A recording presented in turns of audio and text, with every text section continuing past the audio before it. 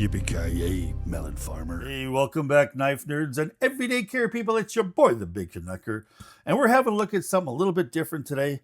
Now, I have not reviewed the Professional Precision Adjust Sharpener by WorkSharp. That's kind of their top end sharpener. I've got the one that's about 125 bucks that you can get, under 100 bucks at some places. I've got that one, which was actually pretty darn good. I did review that one. But I ended up getting this one for my birthday, and I've wanted to kind of give it a little bit of a long-term review. I've sharpened probably, I'm going to say probably a dozen to 15 knives on it. And overall, it does a really good job. But I will get into the review because there is a couple of things lacking that I sure hope WorkSharp in the future will change. Now, one of the things that was right off the bat that bugged me is this stone holder was a little bit different. It has the magnetic, and this here is the stone that comes with the sharpener. This is a 220 grit, and it basically there's two little tips right here that you can kind of pop in there, and you pop it in there, but then there's two little guiding pins, but it's on there by magnetic, okay? So that was, was pretty good. It allowed you to use the full length of your stone, even though, sometimes the knife wouldn't let you, but you could use the full end of the stone. And changing was fairly simple. It was on and off, on and off. But I have a whole bunch of other stuff here from different sharpeners that will not work with this at all. And, it bugged me because there's a lot of stones. A lot of time, effort, and money has gone into some of my sharpening equipment. And the KME that I do have a universal stone holder in it, and it is a blessing. So I ended up seeing this. This is fairly new. This is from Hapstone. It's a universal stone holder for Professional Precision Adjust. It's designed and built for this particular unit, and I thought we'd have a quick pop on and then go from there. Now, this here has got a little spot here. Let's see here. It is magnetic, where you can put the magnetic angle guide on top there. So they've gone to that because it looks like this stuff here is aluminum. Yeah, it's aluminum, but they've put a steel plate on there, and good job thinking about that, you guys, Hapstone.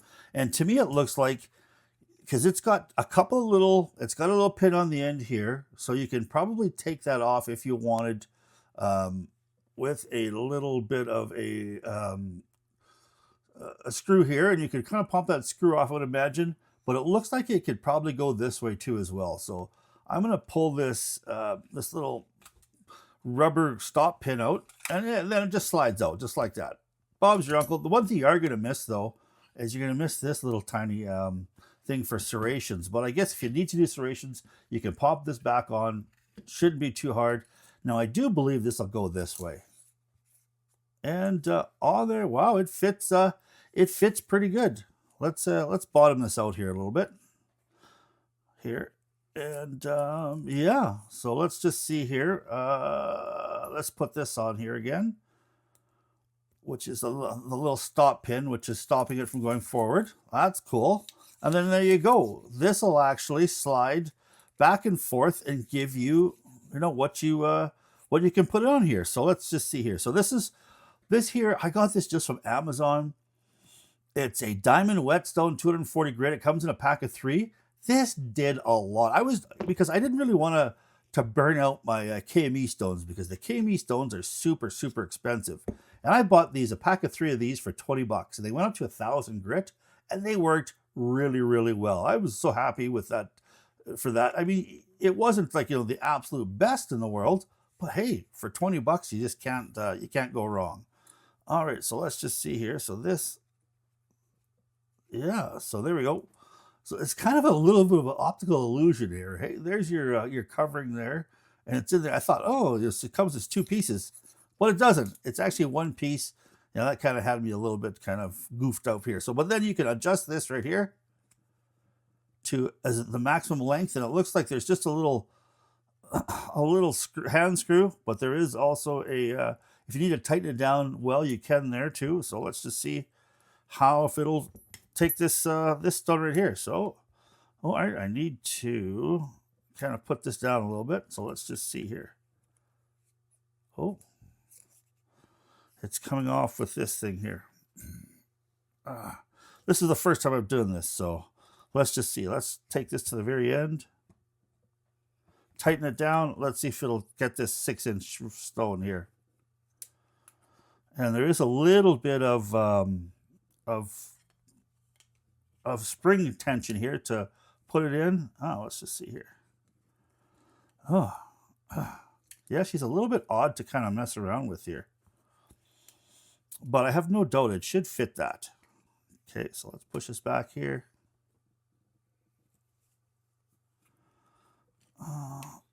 There we go. Now we've got the full stone on here. And screwed in there. It will use that. That's the longest, the biggest. The 6-inch stone is the biggest one I have.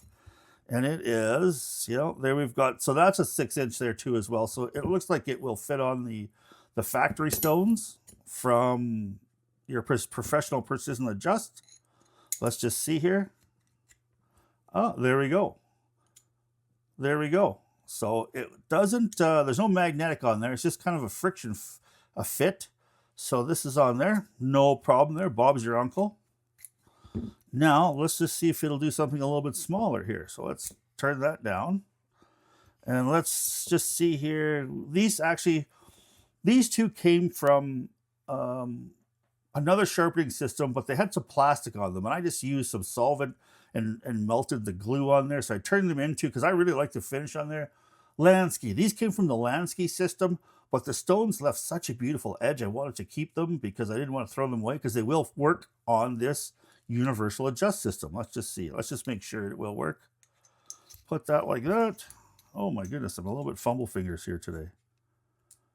Okay, so you just want to basically line them up and then just short it just a little bit. All right, tighten that up. That's not going anywhere. Oh, I'm sure it's painful watching this. And then just push this back there and it pops in. And she friction fits in there. No problem whatsoever.